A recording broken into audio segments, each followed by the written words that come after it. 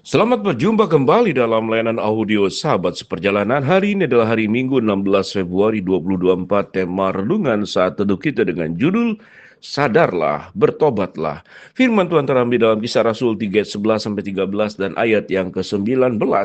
Karena orang itu tetap mengikuti Petrus dan Yohanes, maka seluruh orang banyak yang sangat keheranan itu datang mengerumuni mereka di serambi yang disebut dengan serambi Salomo. Petrus melihat orang banyak itu lalu berkata, "Hai orang Israel, mengapa kamu heran tentang kejadian ini itu? Dan mengapa kamu menatap kami seolah-olah kami membuat orang ini berjalan karena kuasa dari kesalehan kami sendiri? Allah Abraham, Ishak dan Yakub, Allah nenek moyang kita yang telah memuliakan hambanya, yaitu Yesus yang kamu serahkan dan tolak di depan Pilatus, walaupun Pilatus berpendapat bahwa ia harus dilepaskan. Karena itu sadarlah dan bertobatlah supaya dosamu diampuni." Mari kita berdoa.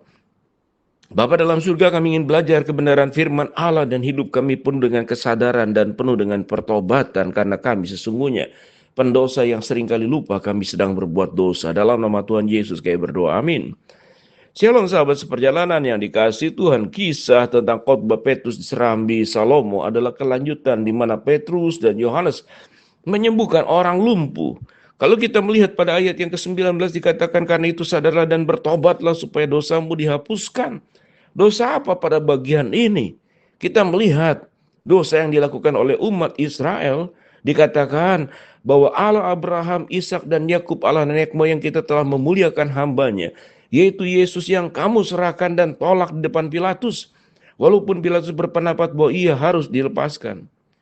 Petrus mengingatkan akan dosa nenek moyang Yahudi, bahwa mereka sudah menyalibkan Kristus yang tidak bersalah di depan Pilatus.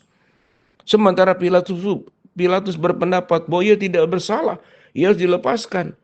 Tetapi kamu telah menolak, ayat 14 dikatakan, yang kudus dan benar, serta menghendaki seorang pembunuh sebagai hadiahmu.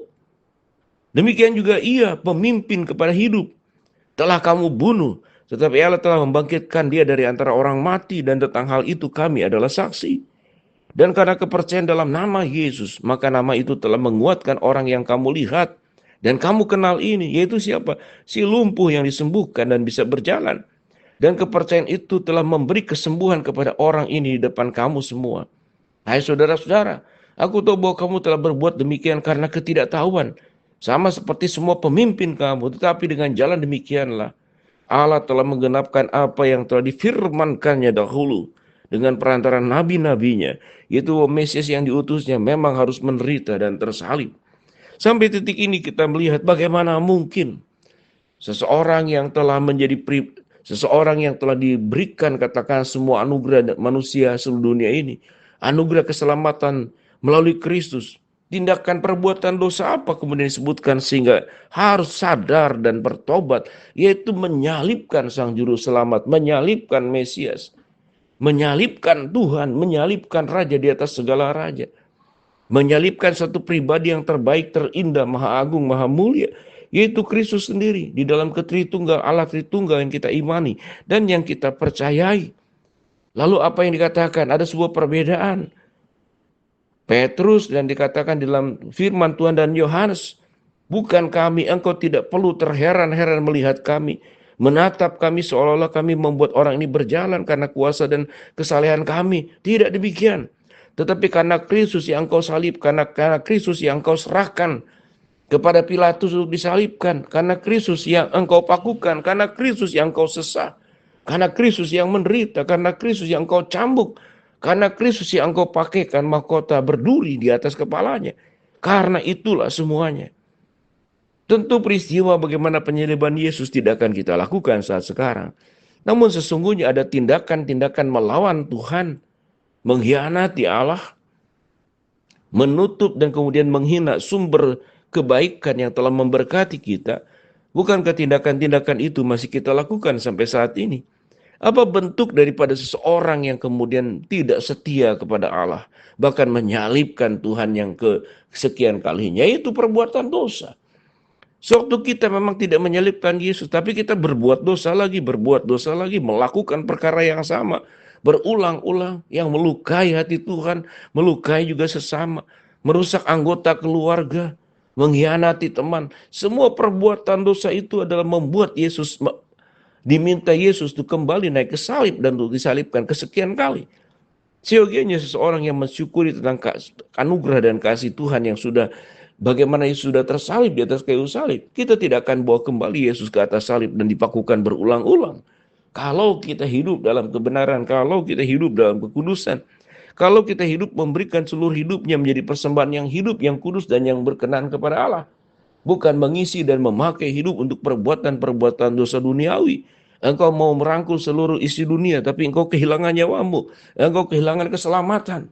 Engkau kehilangan pengampunan penebusan yang disediakan oleh Kristus kepada engkau. Tapi engkau tolak, engkau tidak terima apa yang terjadi pada akhirnya.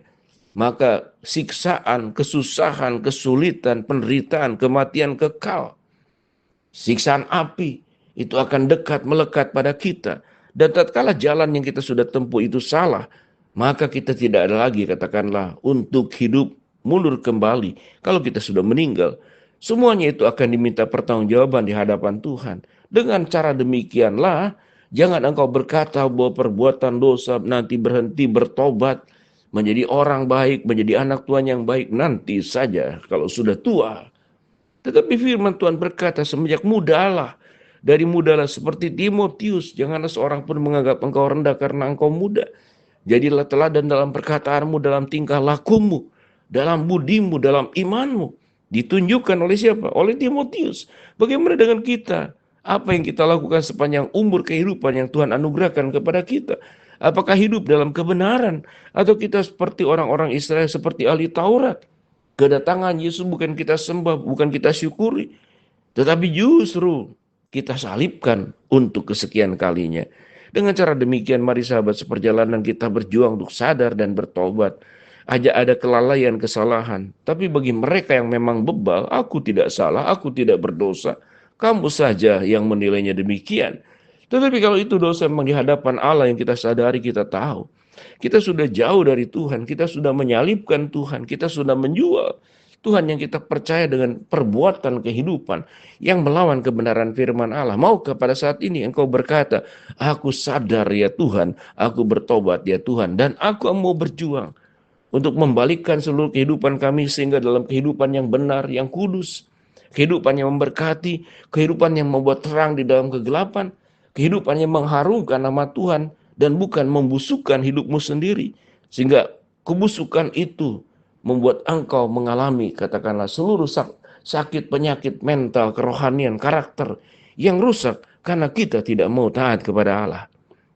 Dengan demikian, biar kita boleh belajar, kita boleh menjadi pribadi yang sadar dan bertobat untuk semua perbuatan dosa kita.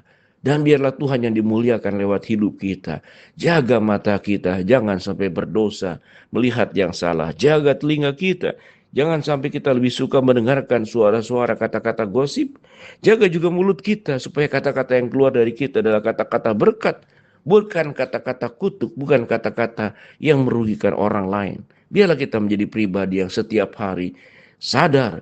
Baiklah kita menjadi pribadi setiap hari bertobat dari semua kesalahan kita. Mari kita berdoa. Bapa dalam surga, terima kasih buat kebenaran firman yang kami pelajari. Kami mau berdoa buat sahabat seperjalanan yang sakit, Tuhan jamah sembuhkan. Sahabat seperjalanan yang sedang menghadapi masalah, Tuhan bukakan jalan. Sahabat seperjalanan sedang berharap mendoakan sesuatu, Tuhan kabulkan dengan waktu dan cara Tuhan yang terbaik. Di dalam nama Tuhan Yesus kami berdoa. Amin. Shalom. Tuhan memberkati kita semua.